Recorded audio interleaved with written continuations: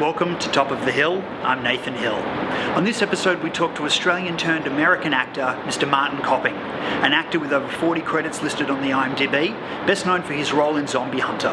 He's acted alongside some standout celebrities such as Steven Seagal, Ron Perlman and Danny Trejo. He's also won a Best Actor award at the Filmstock International Film Festival.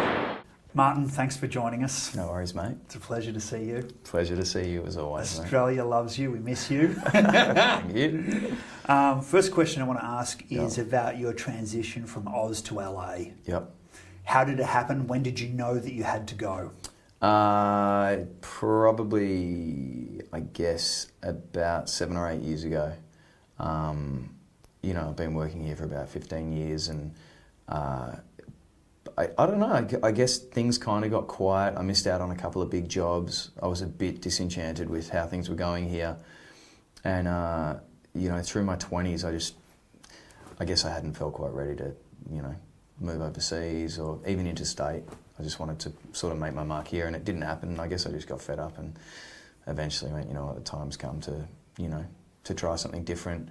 Flew to LA for like a 3-month studying holiday. I was going to do some classes there, and I got there and it just took off, and it felt like home. And I went through a visa process to be able to work there. And once that was done, that probably went on for about 6 months, and then as soon as that came through, I was straight over to LA, and I've been living there ever since.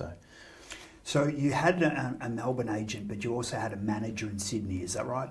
No, I think I'd left the agent I was with in Melbourne. I'd been repped by them for a long, long time, and they were great while I was starting out here. I had a really good relationship with them, but sometimes you got to try something new. So I met with a few different Sydney agents, and I signed with one up there, and I left for LA about 2 weeks after I signed with them. So. Yeah, we didn't really get much of a foundation before I up and left. Okay, because I was going to say, was getting the Sydney agent instrumental to an LA contact, having an international office? No, it didn't help at all. Okay. Yeah, they weren't really any assistance for me. Great, they were a great agency at the time. They were definitely what I needed, and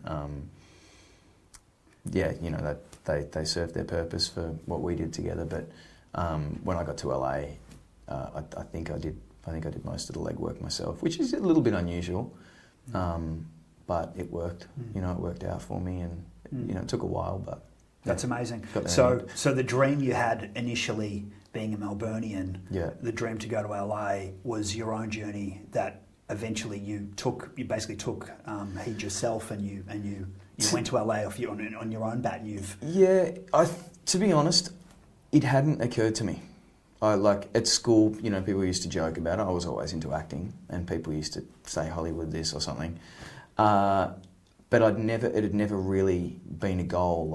I'd always wanted to do American movies, but it had never been a goal of mine to go over there and, pursue things over there. It happened really suddenly, like I said, about 7 or 8 years ago.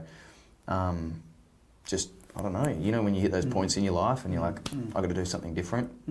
And that's where I went.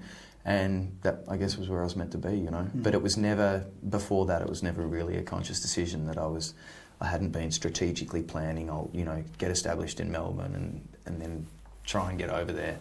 It just, I don't know, it just kind of happened. It just happened. Yeah, but I guess, that is the industry I wanted to work in. I love American films. I grew up on American films and, Amazing. So, with Battleground, would you consider that your first major commercial film, in a sense? I'd say so. Because that was Sydney, wasn't it? Yeah. Because that's what I'm trying to figure out is the Battleground, and having kind of established yourself as a lead player in an internationally released film, which was shot in Sydney. Did that happen and then you went to LA? Or did you come back for that? Yeah, I came back for that. So I think I'd been in LA for about 2 years. And I'd just been starting to get established. I think I'd done a couple of commercials there. That's right, because I saw you in a car advertisement. Which one was that? I think I've done a couple. Yeah. I think the first one I did was a spot for Cadillac. Right, that's what I was thinking. But before that, it was like an Australian beer commercial that had Steven Seagal in it. Okay. And I think that helped for getting Battleground.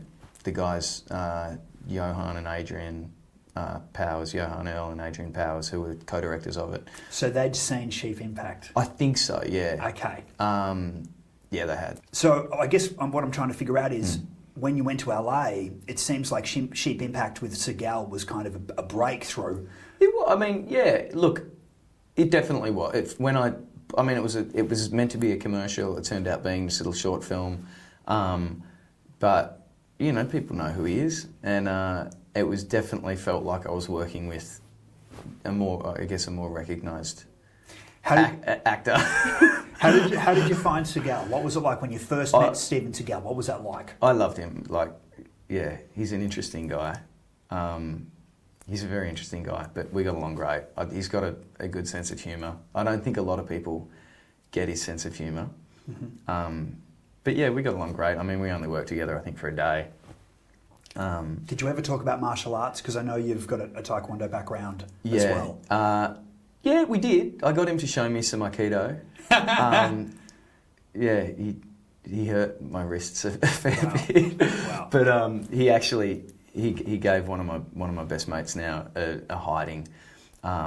He had this stunt that he was meant to do with one of my friends who was also in it, and there was a stuntman who was supposed to do it, and yeah, let's just say the stuntman got kind of messed up, and my buddy jumped in to do the stunt instead, much to the producer's dismay. Oh my God. And Sarell, he threw him around a lot. Wow. But it was great, and my friend loved it. I mean, what young guy doesn't love being beaten up by Steven Sarell? You know, it's a weird childhood dream, but it's a childhood dream, you know. Yeah, awesome. So yeah, but I think, you know, in relation to the Battleground thing, I think that definitely made a difference. You know, they said Sarell and I played best friends in Sheep Impact, and the directors, I think they saw that dynamic of having me as a best mate character. For Johan was also in the co-director. He was in Battleground as well, and having my character as a sidekick for his character, just worked well, and we had a great dynamic, so it worked. So I think that contributed. I didn't actually audition for that one, which is nice. It's always nice being given roles. Wow. But I think I just had to do a voice test to make sure I could do a British accent. Mm-hmm, mm-hmm. Not sure if I did a very good job. That's one thing I've noticed about yours, which is leading into my next question. Your accents with Elegy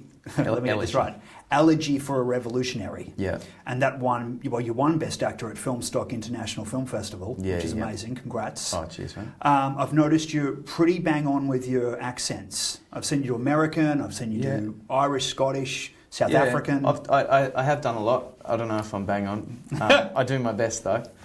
I think accents are a funny thing. You know, it would be nice to think that I did all right. So thank you. But was Elegy after Battleground?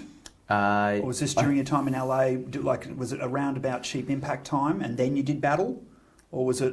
Did that come after? I'm not sure. Yeah, because I've lost track too. I think it might have been before. Okay. Yep. So because there was the commercials, there was a few shorts, and then you kind of snowballed into the features, I guess. Yep. Yeah, right. Okay. Elegy, did you want to talk anything about that, or apart from the fact that it's won? I mean, gosh, how many awards? Yeah, that did really well. You know, it was a shorter. It wasn't a full length feature. It was shorter, but that was a pretty special experience. You know, it was a true story of a guy who was fighting against apartheid in South Africa, and I'm not sure how based in reality it is, but I think quite a lot. So it was a very personal story for the director, and it was a good experience to be a part of something that did mean so much to this, you know, our director Paul. But yeah, it was a great experience, you know. Am I allowed to say I think I saw one of your auditions for The Hobbit, and you had put on another... Did you see that? And you'd put on another accent for that, from one of the dwarves, perhaps. Yeah, I don't know what that accent was. Well, I liked it. Yeah, no, I really do admire your accents. It's not something I think that all actors can do, particularly so many different accents. Yeah. You know, so I find that quite amazing. Oh, jeez. Yeah, thanks. awesome. What else can I ask you? Okay, so Zombie Hunter. Yep. Now, you know me. It's my sort of film. Yeah. I love it. I get it. I understand it. I love the soundtrack. That's good because a lot of people didn't. I just felt this was like, yourself. It was Marty. It was one of our guys. It was an Aussie in LA. Done all that groundwork. Met Segal. Boom. Now you're with Danny Trejo. Yeah. You're doing Zombie Hunter. I mean, at the peak of The Walking Dead's popularity, zombies are back in style. There was so much in there, so much genre, so much influence. It was really kind of, to me, it was like an indie, not indie, but it was a genre cocktail. Which is why I loved it. Can you tell us about when you first met Danny Trejo? What was that like? Scary. I mean, because he's in Heat, right? I mean, he's acted with Van Damme. I've seen. I don't know what he hasn't been in, to be honest. Yeah, the guy's done so many films. No, look, he was amazing, and if you look up sort of his personal story, it's absolutely astonishing. He was in prison for some time. Is that right? I think so. I don't want to misquote him, but I think it was quite a substantial really amount of time. About scary background. 10 years, and from what I understand, he grew up on the streets of LA, and he's someone who totally transitioned and turned his life around, and he spends a lot of time helping people. Wow. He's amazing. He actually just opened a taco shop called Trejo's Tacos on La Brea. But he's a pretty extraordinary guy. I think we've seen some commercials here for his tacos. Maybe. He's in a commercial here for tacos. I'm not sure which brand or whether it's his or whether it's for a local brand, but he's definitely in a taco commercial that I saw here recently. Here in Australia. Yeah, well, I don't know. He has just opened this new restaurant in LA. But no, look, he was amazing. He was great to work with. Once again, I only probably spent, I think, a day or two on set with him. But, he was getting on and age-wise. But watching him do the action sequences was just unbelievable, I got a lot of admiration for Danny. But, yeah. So Zombie Hunter, yep. I love it. You love it? I love it. Yeah. I love it. Yeah. I think it's a lot of fun. It is a bit of a mashup, sort of Grindhouse film. The director Kev, he's got a pretty great sense of humour. There was actually a talk for a sequel for it, so we'll see if that happens. But it's Grindhouse, and Kev's just sort of thrown the whole kitchen sink at it. But I think it worked, and I had a lot of fun making it. It was my first US feature, and it was kind of, as we said, it was like Mad Max meets the Terminator. Kind of, that kind of character. Yeah. And I also read in one interview that they likened you to your voice sounded a little bit like Corey Feldman. I read in one interview. Yeah, there was some interesting comparisons on that one. Great. Yeah. But another great I think accent. they did. Thanks. Yeah. No, there were some mixed reviews on my performance in Zombie Hunter, but I don't think people got that it was meant to be a tongue-in-cheek comedy. Yeah, I mean, but I think they did say that about Corey Feldman, which is rad. It's awesome. It's awesome. Yeah. Who doesn't want that? Guy's a legend. Yeah, exactly. Okay, so I then saw you in an episode of Hawaii Five-0. Yep. That's amazing. That was great. And you played an Aussie in that scene, didn't you? I did, yeah. Yep. There was, I think it was Mira Fawkes. I think. The young girl? You were playing a father, weren't you? I was playing a father, Yep. yeah, but it was sort of, flashback sequences from when her father, I can say it now, got killed. Yeah, has that episode aired when you're in full makeup? Has that aired yet? Yeah. It has? Yeah. Great. That was a long time ago. Was it? Okay. Yeah, so because I saw the episode. I don't know where it's at in Australia now. Yeah. But in the States that aired. I saw the episode where you were with her, and I think when you got shot and the character got shot, but I didn't see the aftermath. So, because I remember we were talking when you were getting into full makeup. That's right. As the deceased character. I think I sent you a picture. And I was just like, this is awesome. We had the makeup guy from the Terminator. That's right. Yeah. And he's Academy Award winner. Yeah. It was amazing. So that was pretty cool. Yeah. And going to Hawaii is always good. You love it? Yeah. Do you find Hawaii, because I know you're from Peninsula, yeah. Did you find, because I see that you do spend a lot of time near the beach. Yeah. So, I mean, to me, St Kilda's almost like a mini LA almost. It is, yeah. So do you find that when you're in Hawaii, you're more comfortable there, like how you've lived in the Peninsula? Are you more comfortable around the beach? I love being near water, yeah. I thought so. Yeah, so that was great. But anywhere with water, I'm pretty happy. Doesn't really matter where it is. Yep. I just love being near a beach. Doesn't even have to be warm. Yeah, I'll still jump in the ocean, And how long was that prosthetics makeup? I think for that character. I think it was about 6 or 7 hours. Yeah. I Very don't intense. remember because I kept falling asleep. I woke up and the makeup girls had stuck cigarettes in my mouth and put cowboy hats on me and taken a lot of photos, which is kind of embarrassing. But it was about 6 or 7 hours. Is it exciting though? Your agent calls you and says, you're going to be in Hawaii 5-0. You're going to go into full prosthetics makeup. I mean, that's exciting, right? Yeah, I don't think I knew when I went there what really was going to happen. Often they don't tell you a lot of the details, and then you get on set and they're like, okay, this is what you're a rotting corpse. This is what's happening today. We're digging up your body and we've got to get some shots of what you look like. So I think that was kind of just sprung on me. They were even going to put a beard through my through the latex. Through the latex. Gosh. They've got this amazing machine. They didn't end up doing it because we ran out of time because it took 7 hours or whatever. But apparently you hold like a little electric thing and then they put some kind of metallic beard. Oh, look, I don't know. Wow. I probably said for anyone who's done it, they would think I sound ridiculous now because I don't really know what I'm I know talking what you about. mean. But it tracks this beard onto your face. Do you find that as well? Obviously, we don't have that sort of thing locally. Yeah. Do you know, like you're in Hollywood, Well, you're you on might. these big... I don't know. I haven't been here for a while. Some of them I'm sure they do. Possibly, but I mean, as far as the the stand-ins and the doubles, and like, do you immediately spot a difference from an LA set to a Melbourne set? Do you see, the lead actor will have an entourage of helpers, whereas in Melbourne, let's say it's an indie film, it'll be much more skeleton? No, I mean, look, the limited TV that I've done over there, there's probably a little difference. The biggest shock that I got was, I think, one of the first jobs I did, I can't remember what it was. I was hanging out on the steps of the makeup truck. I like to sit on steps anyway. Have your coffee?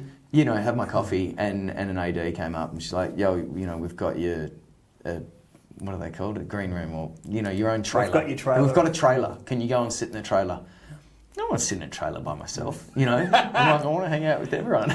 That was strange because here, I'm used to sitting on a milk crate or something. That's true. You're right though. You don't want to spend too much time in a trailer if you love film and the process as much as what you and I do. You want to see it all going down. No, I agree with that 100%. Awesome. Okay, so Hand of God. Yep. I was surprised when you said you were doing it and it went ahead. I was, wow, this is amazing because obviously this is a show with Ron Perlman. Yeah. I think I'd just rewatched Drive and watched Ron Perlman again. I was like, gosh, Marty's doing a scene with this guy from the show. Yeah, he's amazing. And you were you had another, again, tattoos, all this amazing heavy makeup. Yeah. So is this almost an ongoing thing for you now? You've had a lot of heavy makeup, which is amazing. Yeah, I have. I guess, I don't know. You just kind of... How was Hand of God? How was that? It was great. Was like? I wasn't a huge part in it, but it was a lot of fun. I got to work with some amazing actors, which was really, people I've been watching for years. Garrett Dillahunt was in it, and he's... I didn't realise how funny he was. He's a funny dude. Jacob Vargas was in my episode, and I'd just seen him in, I think it was next Friday. Oh, yeah. Like the week before I did it, and I'm like, this fucking dude, Yeah, great. He was great.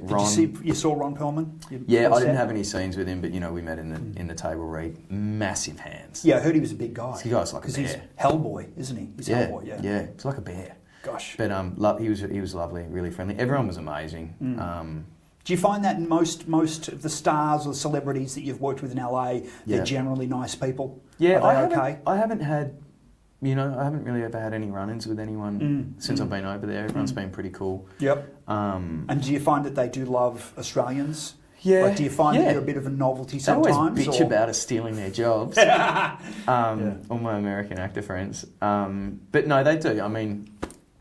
I think it's a great industry over there, and I've always felt welcome.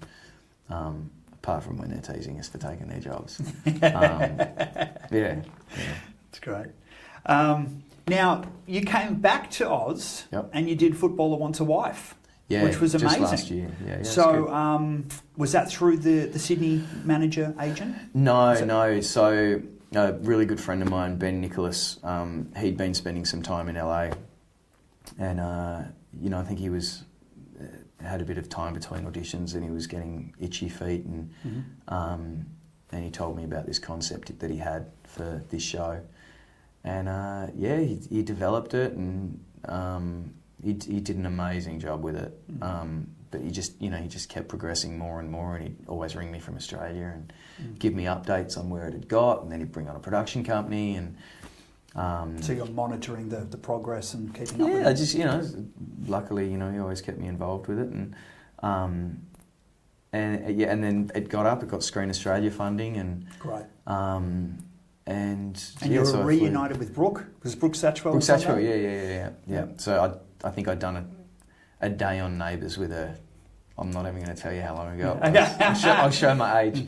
But yeah, so she was the host of it. Yeah, I guess. Yeah. Yeah, but we had a great cast on that. We had Cassie McGrath was in it. Yeah, good lineup. You can watch it. They're amazing bunch of talent in that. I've noticed that you're very comfortable with flying back and forth, LA, Melbourne, LA. Be a lot more comfortable if it was business class, but But obviously, you're like myself in a sense that you love film so much, you appreciate it, you kind of savour every moment. Would that be right? You appreciate what you're doing, and we can tell that you love it, and I think that's why your fans and other people watching you enjoy it, because they're kind of along with you for the ride. Yeah. That's nice to hear. And I wonder if you share the same opinion with me, which is that. The more likeable person you are, perhaps the more likeable actor you can be also. Yeah, maybe. Do you have philosophies like that you sort of, or codes that you sort of live by, stand by, or are you a man of the moment? I try and, I guess, be a nice, likeable person, I guess. But in terms of other actors, I don't know. It's a hard one to answer. I saw a post on Facebook recently. Someone had found Battleground, I think, in Asia. Yeah. And one of the comments from one of the girls was, "Oh yeah, the big redhead, that'd be right." So I wonder. I didn't see that. I wonder. Do you think your reputation has preceded your own expectations? What, as a redhead? As an actor, as an international actor, from Melbourne to LA. Honestly, I feel exactly the same as I did, before I even went to the States. Yeah. I think I've had 2 people in my life recognise me from shows. Yeah. So you're grounded. You're still grounded. Yeah, I guess. I don't know. I just don't really feel any different than I did when I started out. That's amazing. I'm definitely more comfortable with where I am within my career. After some success that you wanted and you actually achieved. I feel like I will keep working. Yep. In what capacity, I'm not sure. But I used to really struggle with thinking I'm never going to fucking work again. Whereas now you're in the mould. Yeah, now I'm confident that, I guess now that I've started producing as well, I can keep myself working for the most part. Yep. And you write as well, and you've even directed a few things. Yeah. You obviously branched out. You do your own productions as well. Yeah. Yep. I do. I just love creating film in whatever way I can. So I'll always try and keep doing that, much like yourself. Just a couple of other quick questions, and then we're done. Yep. I noticed recently you've been shooting in Israel. Yes. Yeah. That was amazing. You probably can't tell us which film this is, but can you say anything about what's happening with this latest project? It was kind of a recce. I went there with 2 of the other producers and our cameraman, and amazing experience. I've never been anywhere like Israel. I don't think there is anywhere like Israel. But that was great. We were doing a press kit for a film called The Dead Site, which we're planning on shooting in the next few months, and this is an award-winning screenplay. This has picked up a few awards. It's won quite a lot. Yeah. I think it's won quite a lot of awards. I didn't write it though, so it's okay to say that. It did really well on the festival circuit, the screenplay. We're locking in cast at the moment and choosing locations, and we went to Israel. We shot a lot of establishing stuff while we were there. and travelled around and just, got a feel for the place and, did a lot of sightseeing. So, it was incredible. Excellent. Yeah. So, out of all the work you've done so far, is there a standout moment for you? Like when you go to bed at night and I just lie back and I dream about that time I was driving, But, if you had to reflect, is there a standout moment so far? Honestly, I don't really think about anything that I've done, unless we're doing something like this. Mm-hmm. Do you watch your films? Yeah, I do. Because, they say Johnny Depp never watches his films. Yeah. And a lot of actors don't, but... I do. Yeah. I'll usually watch them a couple of times just by myself. And analyse?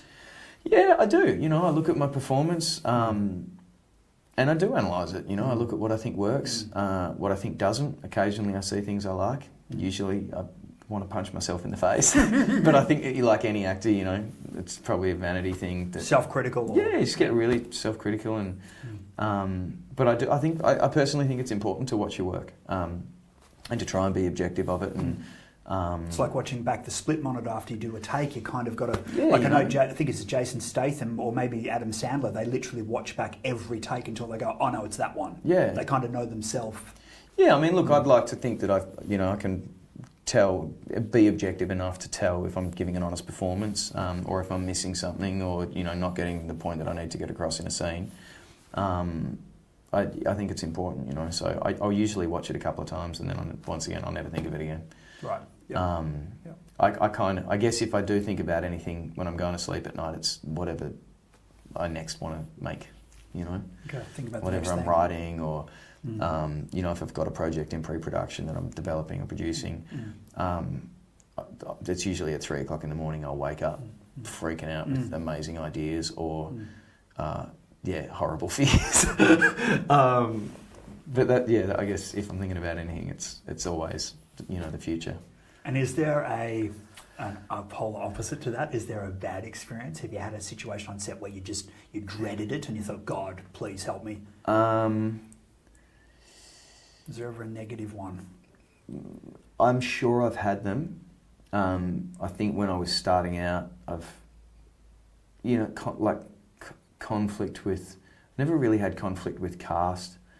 But I guess just as I was sort of finding my own confidence and finding my own place on sets, and what my job was and... I guess just finding myself in the industry. I had some rough times. I had a couple of, run-ins with different crew members, and because I didn't know where I was at in the industry, I was kind of feeling it out. I didn't know how to monitor it, or I remember having a run-in with an AD on one of my first TV shows I did out here, and I caught up with my dad that night, and I was miserable as anything, and he really just sort of sat me down and, told me what my job was, and how to conduct myself, and, just, I guess, gave me the confidence to, be in charge of myself and to choose, who I am and how I behave, and that, it's my choice how I treat people on set and how I let people treat me, and that was a huge lesson for me. Do you think that's helped? Because I know we've both got, like you've got your father and I have an uncle who, they're probably about the same age, in the industry, older men that perhaps have acted as mentors. Do you think that's helped you a little bit in kind of your successes? Or is it more of an attitude that's helped you apply? I think, having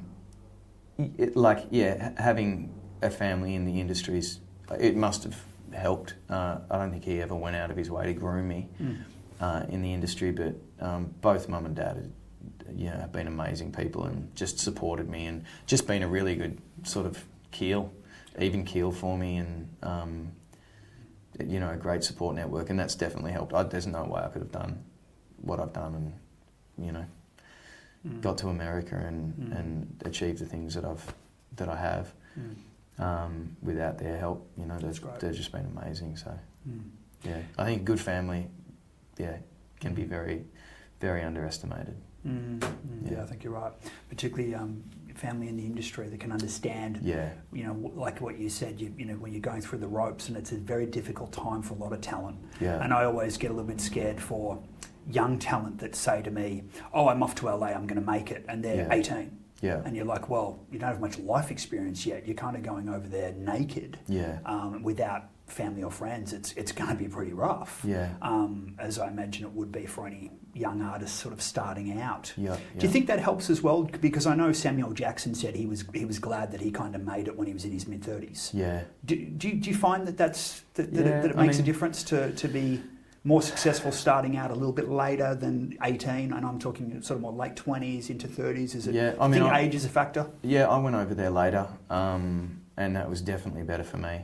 I don't think I could have handled it in LA when I went through my, crazy youth years. I think if I had been in LA, it would have probably done more damage to my career. Because it can, that place can get the better of you if you're not equipped. But I think everyone goes there when they're ready or not ready, and it's all part of their journey. And I definitely felt like I went there at the right time. And Yeah, great. Marty, thanks so much for today. It's been a pleasure talking to you. Thank you. And wish you all the best with your next endeavour and endeavours. Yeah. Well, fingers crossed. But there are endeavours. Yeah. I love that you're grounded and real. Thanks, and I really love your work and appreciate what you're doing in the industry. Thank you. It's great to have a local Aussie guy, kicking big goals. And I think it helps the locals get inspired, and also shows that the hard work can pay off. Yeah. So I appreciate that. Mate, thank you, Nathan. Thanks, Marty.